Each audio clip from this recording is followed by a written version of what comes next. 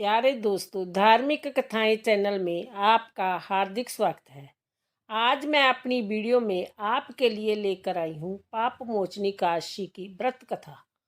दोस्तों, यदि आपने यूट्यूब चैनल धार्मिक कथाएं लाइक और सब्सक्राइब नहीं किया तो ज़रूर करें। बेल आइकन दबाना ना भूलें ताकि आने वाली सभी वीडियोज की जानकारी आपको सबसे पहले हो सके। दोस्तों, वीडियो को पूरी सुनने के बाद कमेंट बॉक्स में राधे राधे जरूर लिखें। पाप मोचनी एकादशी के नाम से ही पता चलता है कि जय एकादशी पापों का नाश करने वाली है, अर्थात मनुष्य के द्वारा किए हुए पापों का अंत हो जाता है। कहते हैं कि जो कोई भी काशी का व्रत करता है उसे कभी भी अन्न धन की कमी नहीं रहती। व्यक्ति जीवन में तरक्की करता चला जाता है। कहा जाता है कि जो काशी का व्रत करता है, पाप मोचनी काशी का अर्थ होता है पापों का नाश करने वाली काशी। इस दिन भगवान विष्णु की पूजा का महत्व है, इसलिए काशी के दिन किसी के साथ बुरा व्यवहार न करें। ऐसा करने से हमारी पूजा व्रत का फल नहीं मिलता। पाप मोचनी काशी व्रत कथा। धर्मराज युधिष्ठिर बोले, हे जनार्दन, चैत्र मास के कृष्ण पक्ष की एकादशी का क्या नाम है तथा उसकी विधि क्या है? कृपा करके आप मुझे बताइए। श्री भगवान बोले, हे राजन, चैत्र मास के कृष्ण पक्ष की एकादशी का नाम है पाप मोचनी एकादशी। इसके व्रत के प्रभाव से मनुष्य के सभी पापों का नाश होता है। जय सब व्रतों से उत्तम व्रत है। इस पाप मोचनी एकादशी के महत्व के श्रवण का पठन से समस्त पाप नाश को प्राप्त हो जाते हैं। एक समय देव ऋषि नारद जी ने जगत पिता ब्रह्मा जी से कहा, महाराज, आप मुझसे चैत्र मास के कृष्ण पक्ष की एकादशी का विधान कहिए। ब्रह्मा जी कहने लगे कि हे नारद, चैत्र मास की कृष्ण पक्ष की एकादशी पाप मोचनी एकादशी के रूप में मनाई जाती है। इस दिन भगवान विष्णु का पूजन किया जाता है। इसकी कथा के अनुसार प्राचीन समय में चित्ररथ नामक एक रामनिक वन था। इस वन में देवराज इंद्र गंधर्व कन्याओं तथा देवताओं सहित विहार करते थे। एक बार मेधावी नामक ऋषि भी वहां पर तपस्या कर रहे थे। वह ऋषि शिव उपासक तथा अप्सराएं शिव द्रोणी अनंगदासी थी। एक बार कामदेव ने मुनि का तप भंग करने के लिए उनके पास मजुगोसा नामक अप्सरा को भेजा। युवावस्था वाले मुनि अप्सरा के हाव भाव, नृत्य, गीत तथा कटासों पर काम मोहित हो गए। रति क्रीड़ा करते हुए 57 वर्ष व्यतीत हो गए। एक दिन मंजू गोसा ने देवलोक जाने की आज्ञा मांगी।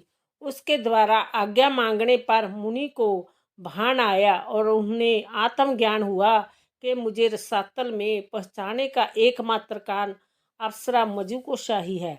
क्रोधित होकर उन्होंने मजुगोसा को पिशाचिनी होने का श्राप दे दिया। श्राप सुनकर मजुगोसा ने कांपते हुए ऋषि से मुक्ति का उपाय पूछा। तब मुनि श्री ने पाप मोचनी एकादशी का व्रत करने को कहा और अप्सरा को मुक्ति का उपाय बताकर पिता च्यवन के आश्रम में चले गए। पुत्र के मुख से श्राप देने की बात सुनकर च्यवन ऋषि ने पुत्र की घोर निंदा की तथा उन्होंने पाप मोचनी चैत्र कृष्ण एकादशी का व्रत करने की आज्ञा दी। व्रत के प्रभाव से मजुगोसा अप्सरा पिशाचिनी देह से मुक्त होकर देवलोक चली गई। अंत, हे नारद, जो कोई मनुष्य विधि पूर्वक इस व्रत को करेगा उसके सारे पापों की मुक्ति होना निश्चित है, और जो कोई इस व्रत के महत्व को पढ़ता और सुनता है उसे सारे संकटों से मुक्ति मिल जाती है। इस तरह पाप मोचनी एकादशी पापों का नाश करने वाली एकादशी है। इस दिन व्रत कथा सुने बिना पूजा सफल नहीं होती।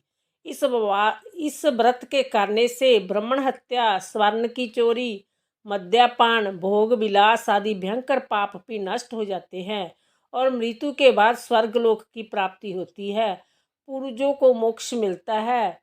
हिंदू धर्म में कहा गया है कि संसार में उत्पन्न होने वाला कोई भी ऐसा मनुष्य नहीं जिसने जाने अनजाने में पाप नहीं किया है। पाप एक प्रकार की गलती है जिसके लिए हमें दंड भोगना होता है। ईश्वर विधान के अनुसार पाप दंड से बचा नहीं जा सकता। अगर आप पाप मोचनी काशी का व्रत करते हैं तो पाप दंड से बच सकते हैं। श्री कृष्ण गोविंद हरे मुरारी, हे नाथ नारायण इन वासुदेवा। श्री कृष्ण गोविंद हरे मुरारी, हे नाथ नारायण इन वासुदेवा। श्री कृष्ण गोविंद हरे मुरारी, हे नाथ नारायण इन वासुदेवा। श्री कृष्ण गोविंद हरे मुरारी, हे नाथ नारायण इन वासुदेवा। बोलो राधे राधे। प्यारे दोस्तों।